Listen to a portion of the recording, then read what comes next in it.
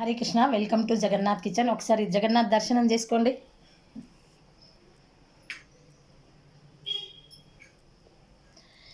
Beetroot రోటి పచ్చడి చూపిస్తున్నానండి. ముందుగా బీట్రూట్ను శుభ్రంగా కడిగి ఈ విధంగా చేసి పెట్టుకున్నానండి. ఇందులోకి నువ్వులు వేస్తున్నానండి. మామిడికాయ చిన్నగా ముక్కలు చేశానండి. ఇందులో నిమ్మకాయ పిండుకుంటే చాలా బాగుంటుంది. ఈ విధంగా కూడా బాగుంటుంది. ఇప్పుడండి మునక్కాయ, ధనియాలు అన్నీ వేసి మునక్కాయ పౌడర్ చేసి పెట్టుకున్నానండి. అది ఇందులోకి పైకి వేస్తున్నాను. రుచి అనుసారం వేసుకోండి. ఈ విధంగా